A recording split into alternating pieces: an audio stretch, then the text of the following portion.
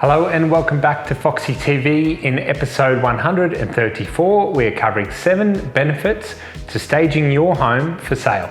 Now we are obviously biased as home staging is what we do, but we do have some real world examples in the article that this Foxy TV episode is based on. So I'll link to that in the description below, so definitely check them out if you are interested. So in this episode, I follow Phoebe around for the day.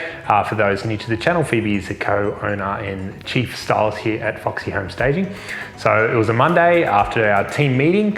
I jumped in the car. So not only are you going to see and cover 7 home staging benefits, we're also going to show you some behind the scenes footage of how things occur during the day at a busy home staging company. To start with, I asked Phoebe about the first home staging benefit that we're covering today, that is higher offers on the way to our first install. We are heading to our first install today. It's a partial that we're doing in Parkinson.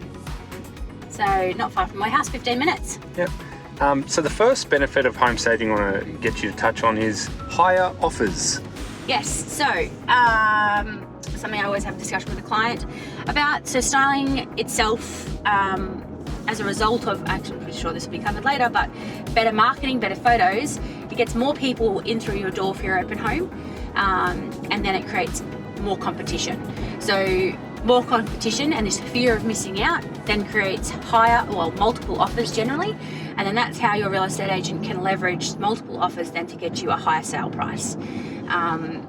The key though is to get more people through that door, and that is done through successful styling.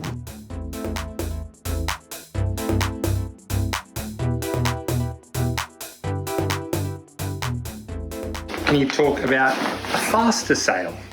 Yes, so again, it all aligns with that competition. So the more people we can get through the door, the more fear of missing out we can get, the more people will take home an offer form, and then the more people are going to put through a contract. So at the moment, that's the first open home. So again, we need to make those photos look amazing to get the people through the door to create that competition. But it always, so basically before the market changed, our time on market, average time on market was the best way for me to give a non-biased basically factor to give somebody an idea of how well home staging can work. I can give you an idea on pricing, but that's going to be biased because we obviously don't get a valuation on the property before it sells, before we style it. But as far as time on the market, before craziness happened, our time on market was 5 to 6 weeks as an average for a property, when the Brisbane average sat at around 8 weeks. Obviously it always changes, but yeah, it's reflective of the styling, reflective of the competition, and then we have basically a way that we can measure it by looking at the average for the area. A home that's been on the market for too long raises suspicion among buyers. Some people make assumptions that maybe there's something wrong with their house. Yeah, 100%. So maybe we're trying to cover something up. Maybe an offer has already uncovered something in building and pest. Maybe our price is too high. Maybe there's issues with the house, with the plumbing, with all these different things. And we still see that happening. We still see properties sitting on the market because we're going to use the market to sort of leverage the competition, and it's not happening. So we still have cases where we go and style and it still sells within a couple of weeks. If there are love marks, what we call on a property that's been lived in, that hasn't been repainted, styling can help to distract and really bring the eye to a different point to help you take away the focus from the imperfections of the home and justify why someone's happy to pay the price point that you're after. So that's one way of sort of looking around how long it sits on the market, but you've got to have a good agent. Okay, 2 benefits and 1 install down. Now let's jump back in the car and head to our next install and talk about our next benefit. It looks so lovely. Perfect. It's just perfect for that space and it's lovely. So I don't need anything. All right, amazing. Great, I'm just making sure buckets are going to fit a Barine. Yeah, let me try it. Well, we're not far, I can send Bianca and she can offload all her bags so she can take the buckets.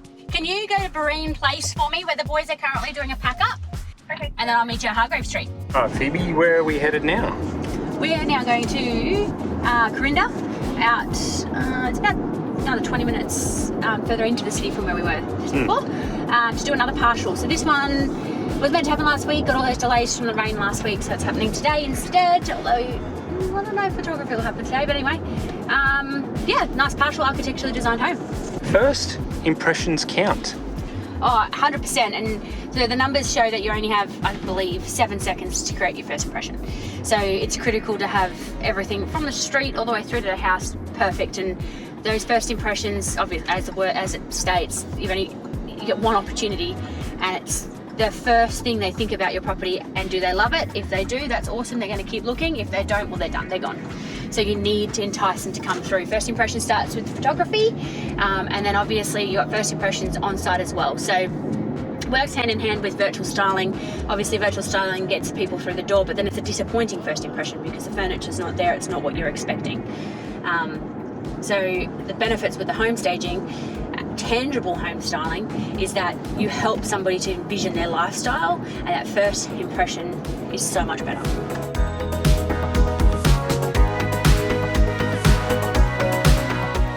So basically you've got several spots where your listing will stand out. You've got realestate.com and domain, so your internet profile.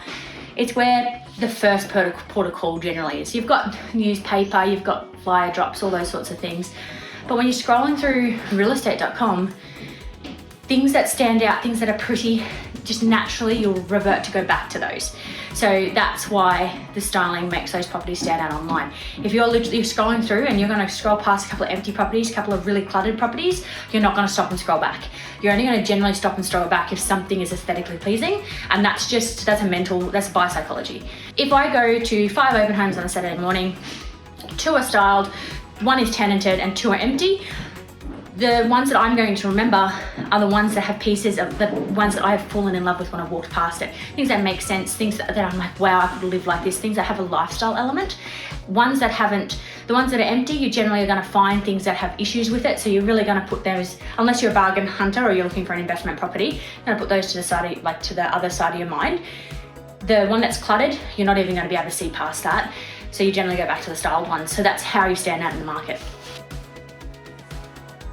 So Phoebe, how did that install go? Very smoothly. We beat the storm. Bianca's just there finishing it off. The other boys have gone up to do a pack up now, all the way up to Whoop Whoop and Banyo. Yeah. And we're going out to do a quote. And you've been taking a few phone calls. Oh, I have. Elise has. So Elise is, if you haven't spoken to her yet, I've got a PA, which is very exciting. So basically, the phone call comes through to me. If I can't answer it, then she's going to answer it. So you'll never not get an answered phone call now, so which is pretty cool. But she's been booking lots of consults, been very busy. Buyers can get a sense of the floor plan. Yes. So there's 2 reasons. So basically, when we live in a home, I've said this all the time, the way we live in a home and the way that we sell a home are dramatically different. So we need to make a home marketable. So when I'm talking about when we live in a home, we have that space that we turn into the kids' space, that we make a kids' room or more of a study area. We might have no dining room and have 2 living areas, or maybe a study space. We might do a gym space in a bedroom if we don't need all of our bedrooms. But what that does when we present a home for sale is that it really confuses how your home how it flows. It takes away functional spaces for other people who might not necessarily need a home gym or might not need that second study space that we need because we've got kids at school.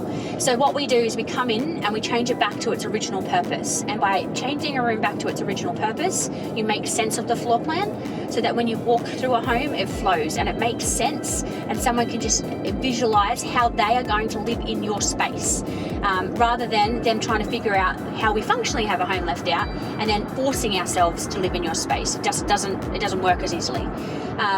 Vice versa, if the home's completely empty, and we've got a Queenslander, which is a real, if you've been through a Queenslander, it's like a rabbit warren, lots of rooms off rooms off rooms. And if you don't have the function and the layout and the use of those spaces laid out in front of you, and you have to sit there and think, how many bedrooms have I just seen? Or is that a bedroom because that's off another room? Or is that actually another living room? Or is that a kid's space? Like, if you don't have it laid out in front of you, there's too much ambiguity, and it just makes it too confusing, and then you just keep moving on. So 2 ways that we help to make sense. Now, I didn't grab any footage at that consult, so let's just move right along and move on to our last benefit of home staging. Maybe that consult, that was pretty quick. Yeah, it was about 15 minutes. It was an empty house, so nice and quick. Painters are in there, in and out. Yep, and now we're back to the warehouse. We are back to, I'm putting my mum hat on. I'm going to get Charlie and take him to prep transition, but the rest of the team will be there selecting for tomorrow. Cool. Now the last benefit home staging we're going to talk about is highlighting the good and distracting from the bad. Yeah, so this is more for the houses. This is less of the houses that are empty, less of the houses that are a renovation, like when I say empty, like a brand new build or a renovated property. And this is more for those homes where we've had our families live in there and now we've moved out.